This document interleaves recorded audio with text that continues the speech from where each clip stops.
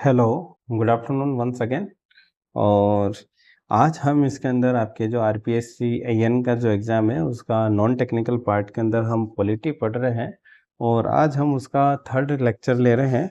वो है हम शेड्यूल और पार्ट्स ऑफ कॉन्स्टिट्यूशन के बारे में हम बात करेंगे। हमने अब तक कॉन्स्टिट्यूशनल असेंबली का पोर्शन देख लिया। हमने इसके सोर्स ऑफ इंडियन कॉन्स्टिट्यूशन और प्रीएम्बल का हम पढ़ चुके हैं।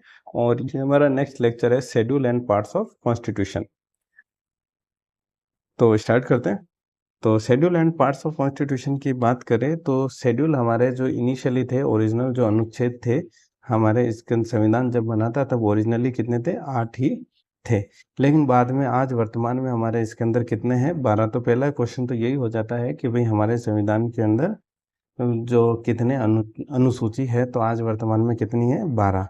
तो 8 ओरिजिनल थी। 9th अनुसूची जो थी वो थी प्रथम कॉन्स्टिट्यूशनल अमेंडमेंट यानी संविधान संशोधन से 1951 के अंदर।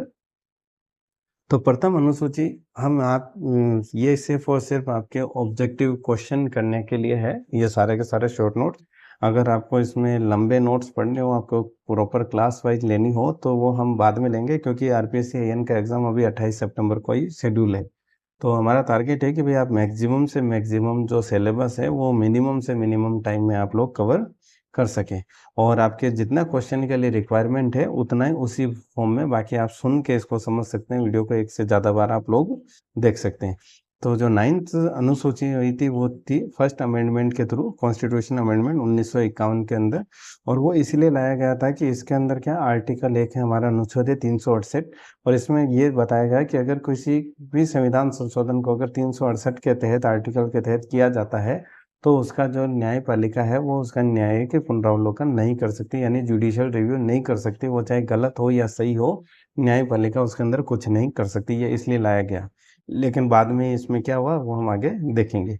इसी तरह से 10th कॉन्स्टिट्यूशन अमेंडमेंट, जो 10th अनुसूची लाई गई थी वो लाई थी 52 कॉन्स्टिट्यूशन अमेंडमेंट एक्ट 1985 के थ्रू। इसकी ये लाया गया था दल बदल कानून के लिए। इसमें संशोधन भी हुआ, हम उसके बारे में आगे देखेंगे। इसी तरह से जो 11th अनुसूची है वो आई थी 73rd अमेंडमेंट एक्ट 1992 के लिए, जिसके के अंदर इसमें 73rd के अंदर हमारा पंचायती राज यानी गाँव के अंदर जो पंचायत का गठन होना, त्रिस्तरीय ग्राम पंचायत का, पंचायत समिति का, जिला परिषद का गठन का, ये जो कॉन्सेप्ट है वो 73rd संविधान संशोधन के ऊपर लाया गया। इसी तरह से जो 12th अनुसूची है वो 74th संविधान संशोधन के थ्रू, इसके अंदर नगर पालिका, नगर निगम के अंदर जो म्यूनसिपलिटीज के अंदर कैसे जो हमारे पार्षद चुने जाएंगे, कैसे काम होगा, ये चीज़ इसके अंदर 74th अमेंडमेंट के अंदर ये कितने लाए दोनों? 1992 के अंदर। तो ये चारों इंपॉर्टेंट है ईयर वाइज, और प्लस इनका ये भी कि भी कौन सा अमेंडमेंट था। जैसे फिफ्थ ये 52, फर्स्ट ये 52, 73, 74, ये चारों इंपॉर्टेंट है। तो सबसे पहले अगर हम बात करें कि भी फर्स्ट कॉन्स्टिट्यूशन जो फर्स्ट अनुसूची है वो हमारी क्या कहती है, तो फर्स्ट अनुसूची में आपको कुछ भी याद नहीं रखना, क्योंकि वहाँ पे सिंपली कि भी नाम क्या है, यानी इंडिया दैट इज़ भारत, ये हमारे संविधान का नाम है। और उसकी टेरिटरी ऑफ स्टेट और यूनियन टेरिटरी, यानी हमारे भारत की जो सीमा और यूनियन टेरिटरी की सीमा क्या होगी, इसके बारे में इसमें बताया गया। ऑब्जेक्टिव पॉइंट ऑफ व्यू से क्वेश्चन इतना ही बनता है, इससे ज़्यादा नहीं बनता। सेकंड जो सूची है उसके अंदर हमारे जो भी भारत सरकार की जो संचित निधि है या समेकित निधि है, उसके ऊपर अगर कोई भी अगर व्यय को हम भारित करते हैं, यानी उसके ऊपर कोई भी एक्सपेंस को चार्ज करते हैं, तो वो हमारा सेकंड शेड्यूल के अंदर आता है। सॉरी। तो सेकंड शेड्यूल के अंदर हमारा संचित निधि पर हम किस किस की सैलरी आती है हम वो बात करते हैं, पूछ ली जाती है। कि जैसे हमारा भारत का प्रेसिडेंट है, राज्यसभा का हमारा जो भी चेयरमैन है, डिप्टी चेयरमैन है, इसी तरह से लोकसभा का स्पीकर है, डिप्टी स्पीकर है, सुप्रीम कोर्ट के जज हैं, सीएजी हैं, इनकी जो तनख्वाह होती है वो हमारी कंसोलिडेट फंड पे डिपेंड करती है। इसी तरह से जो राज्य का कंसोलिडेट फंड होता है उसके अंदर उससे पेमेंट जाती है गवर्नर की, हाई कोर्ट के जज की, जो हमारे विधानसभा है उसके स्पीकर की, डिप्टी स्पीकर की। तो ये जो चीज़ें हैं ये किस में आ जाती है? हमारे कंसोलिडेट फंड पे भारित है। ठीक है। थर्ड के अंदर होता है हमारा ओथ यानी शपथ। थर्ड अनुसूची हमें बताती है कि भाई हमारी शपथ कि किस किस एमपी एमएलए की शपथ क्या होगी, है ना, प्रेसिडेंट की शपथ क्या होगी, वाइस प्रेसिडेंट की शपथ क्या होगी, गवर्नर की शपथ क्या होगी। तो हम आगे देखेंगे भी किस किस आर्टिकल के अंदर किसकी शपथ होती है। तो आपको मेजर अगर थर्ड शेड्यूल को याद रखना तो आपको एक ही शब्द याद रखना है कि थर्ड शेड्यूल में क्या आती है? शपथ आती है। जैसे आर्टिकल 60 के अंदर प्रेसिडेंट की शपथ आती है, 69 में वाइस प्रेसिडेंट की आती है, 159 के अंदर गवर्नर की आती है, प्रधानमंत्री एक एमपी के तौर पे शपथ लेता है, मुख्यमंत्री एक जो है एमएलए के तौर पे शपथ लेता है, उनके अलग से कोई शपथ नहीं होती। चौथी अनुसूची के अंदर आता है कि भाई राज्यसभा के अंदर सीटों का जो आवंटन है वो किस तरह से होगा। जैसे राजस्थान की राज्यसभा से सीटें जो है वो कितनी है, मात्र 10 है। इसी तरह से जो यूपी की है वो ज़्यादा होगी, है ना, हर स्टेट के अलग अलग है। तो राज्यसभा में जो सीटों का बंटवारा है वो किस में आ जाता है, आर्टिकल 4 अनुसूची 4 के अंदर। तो ये आप 4 अनुसूचियां आप एक साथ याद रख सकते हो कि भाई प्रथम जिसके अंदर हमारे भारत का नाम और उसकी सीमा, इसके बारे में। दूसरा, पहले भी अगर किसी को भी ज्वाइनिंग अपन नौकरी ज्वाइन करते हैं तो सबसे पहले क्या बात करता है ना कि पैसा कितना मिलेगा। तो सेकंड में आप ये देख लो भाई वेतन कितना है। थर्ड के अंदर कि भाई हमारी शपथ, वेतन लेने के बाद में हम क्या काम करना, शपथ। और चौथे के अंदर भाई हमारे राज्यसभा की सीटों का आवंटन। फिर 5 और 6 को हम एक साथ याद करेंगे। 5 के अंदर क्या होता है कि भाई प्रशासन और नियंत्रण किसका, शेड्यूल एरिया का, और schedule area and schedule tribe का। यानी जो ये अगर भारत के अंदर किसी भी एरिया को अगर शेड्यूल ट्राइब या शेड्यूल एरिया घोषित करना तो राष्ट्रपति कर सकता है राज्यपाल के रिकमेंडेशन के ऊपर। ठीक है। इसी तरह से administration tribal area Assam, Meghalaya, Tripura, Mizoram. अब आपको ये 4 नाम याद नहीं होंगे कि भाई इन 4 को अलग नाम कैसे रखे, 7 सिस्टम। अगर आप इनका मैप देखें तो मैप से आपको इजीली याद हो जाएगा इसका कि भाई मैप में ये आसाम है, मेघालय, त्रिपुरा, ये मिजोरम है, ये इनको तीनों को आप छोड़ दो, और उत्तर प्रदेश, नागालैंड और मणिपुर को। तो administration of tribal area Assam, Meghalaya, Tripura, Mizoram का ये किसके अंदर आता है, अनुसूची 6 में, शेड्यूल 6 में। और 5th में आता है administration control of schedule area and schedule tribe का, यानी SC और ST का। ठीक है। SC एंड ST का, इसका ST का शेड्यूल एरिया और शेड्यूल ट्राइब का एडमिनिस्ट्रेशन। फिर आता है 7th का। 7th के अंदर आता है कि भाई separation of power between centre and state. अभी हमने बात की थी कि भाई समवर्ती सूची क्या है, संघ सूची क्या है, राज्य सूची क्या होती है। तो ये अनुसूची जो 7 है उसके अंदर आता है कि भाई पावर का सेपरेशन राज्य और केंद्र के बीच में कैसा होगा। तो इसके अंदर हमारे 3 तरह की लिस्ट होती है। यूनियन लिस्ट यानी संघ सूची, जिसके अंदर पहले 98 सब्जेक्ट थे, अभी 100 सब्जेक्ट हैं। राज्य सूची के अंदर पहले 59 सब्जेक्ट थे, अभी 61 है। और जो समवर्ती सूची है जिसके ऊपर राज्य और केंद्र दोनों कानून बना सकते हैं, उसके अंदर कितने सब्जेक्ट हैं, 52 सब्जेक्ट है।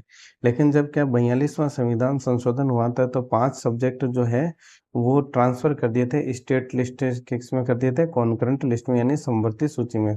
तो 5 सब्जेक्ट थे। एक तो था फॉरेस्ट यानी वन, दूसरा वाइल्ड लाइफ यानी वन्य जीव, तीसरा पॉपुलेशन यानी जनसंख्या, चौथा कि अगर हम देखो मेजरमेंट यूनिट यानी मापने की इकाई, पांचवा जो है जुडिशियल अमेंडमेंट यानी न्यायिक जो है प्रशासन, जुडिशियल एडमिनिस्ट्रेशन।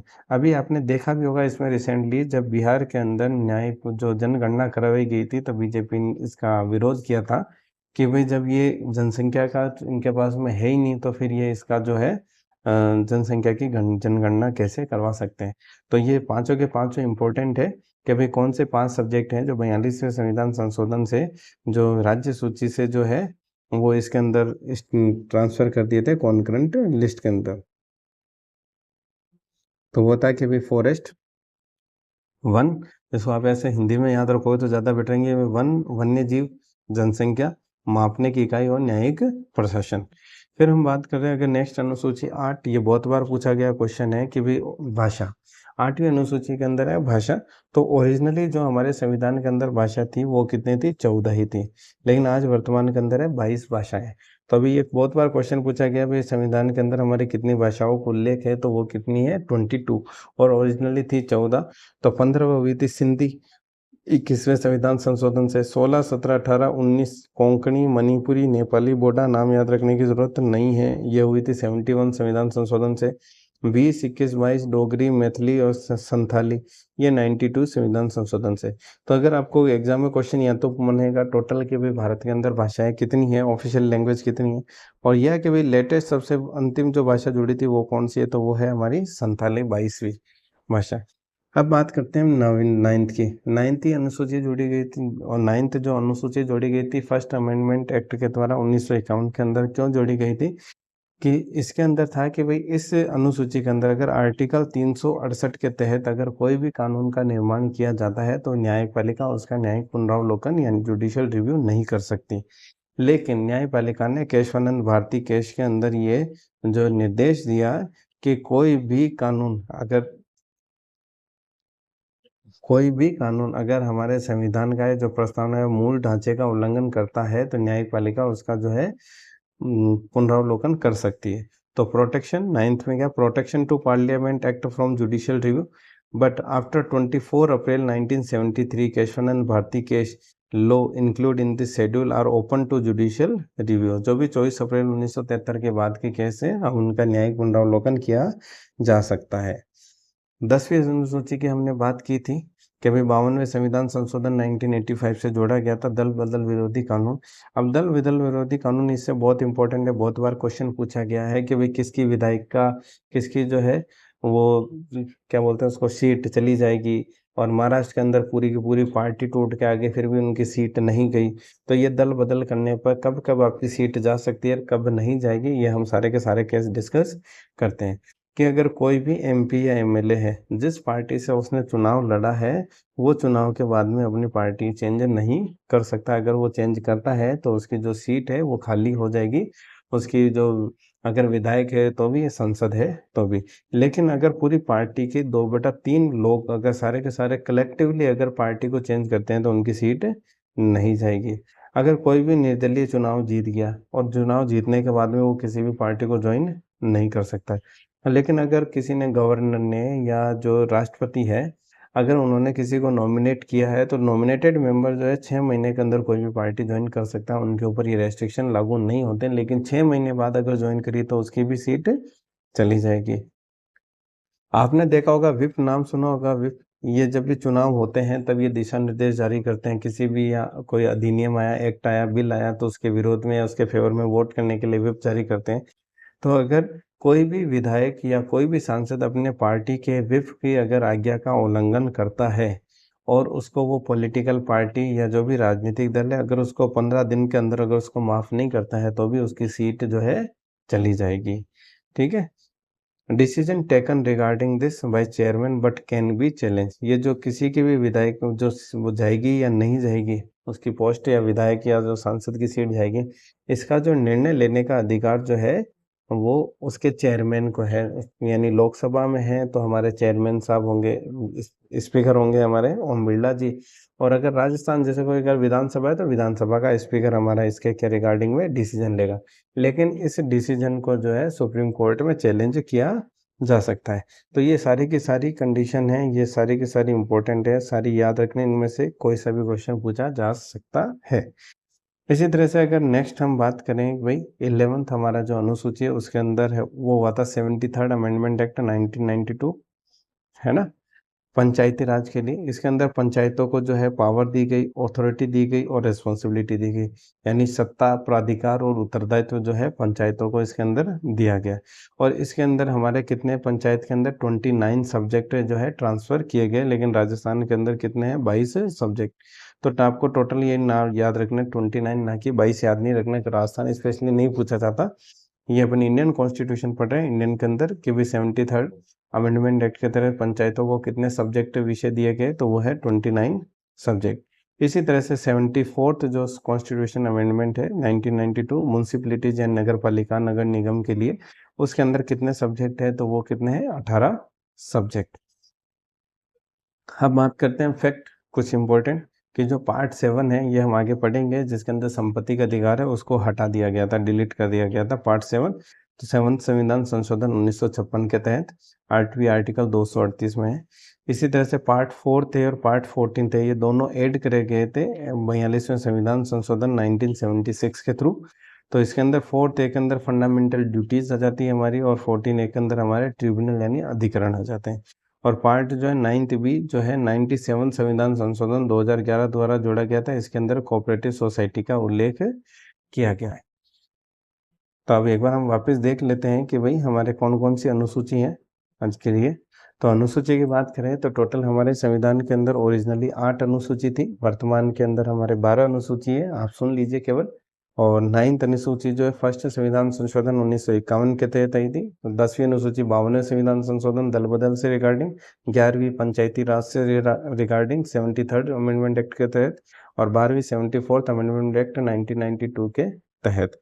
पहली अनुसूची के अंदर हमारे भारत का नाम क्या है, इसकी टेरिटरी क्या होगी, ये कुछ बताया गया है। सेकंड उसके अंदर है वेतन के बारे में, expense charge on consolidated fund के ऊपर कौन कौन से चार्ज जो हमारे एक्सपेंस चार्ज होंगे उनके बारे में बताया गया। थर्ड के अंदर ओथ के बारे में है कि भाई MP MLA president governor vice president की शपथ कैसे क्या होगी।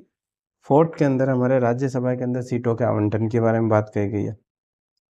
फिफ्थ अनुसूची जो हमारे प्रशासनिक प्रशासन और नियंत्रण शेड्यूल एरिया और शेड्यूल ट्राइब के बारे में बताया गया। सिक्स अनुसूची के अंदर आसाम, मेघालय, त्रिपुरा, मिजोरम इन 4 स्टेट का जो है कि भी प्रशासन के बारे में बताया गया है। सेवंथ अनुसूची के अंदर जो सेपरेशन ऑफ पावर है स्टेट और सेंटर के बीच में, उनके कितनी लिस्ट हैं, यूनियन लिस्ट में कितने सब्जेक्ट हैं, 100 हैं, स्टेट लिस्ट में जो है 61 है, कॉन्करेंट लिस्ट के अंदर 52 है ये।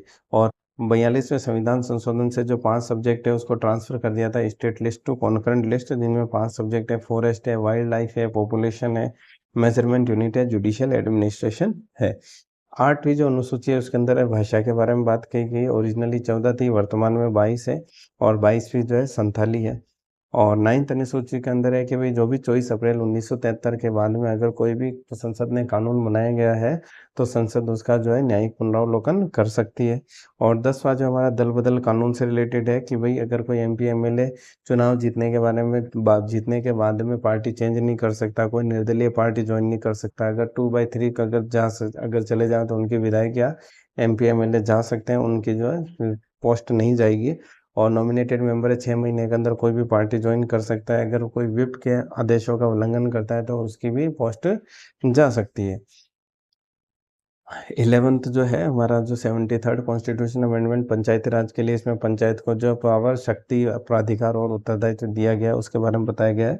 और इसके अंदर 29 सब्जेक्ट जो है पंचायत को दिए गए हैं। इसी तरह से 12th अनुसूची के अंदर 74th अमेंडमेंट एक्ट म्यूनसिपलिटीज के लिए गया गया, जिसमें म्यूनसिपलिटीज को 18 सब्जेक्ट दिए गए। फैक्ट की बात करें तो पार्ट 7 को जो डिलीट कर दिया 7th संविधान संशोधन 1956 के तहत। पार्ट 4A और 14A दोनों 42वें संविधान संशोधन के द्वारा जोड़े गए। 4th के अंदर जो है फंडामेंटल ड्यूटीज है हमारी, जो कि आपके सिलेबस में डिफाइन है, हम पढ़ेंगे भी। और पार्ट 14A के अंदर ट्रिब्यूनल है, जो कि हम नहीं पढ़ेंगे। और पार्ट 9th B के अंदर जो है एडेड ये करा था 97 संविधान संशोधन के द्वारा कोऑपरेटिव सोसाइटीज के रिगार्डिंग। तो अब हम जो नेक्स्ट टॉपिक लेंगे वो लेंगे हम नेशनल इंटीग्रेशन के, कि हमारे जो भारत का जो है निर्माण कैसे हुआ, भारत के निर्माण में किसने क्या क्या योगदान दिया, कैसे कैसे कौन सा स्टेट बना, ये हम इसके बारे में जानेंगे।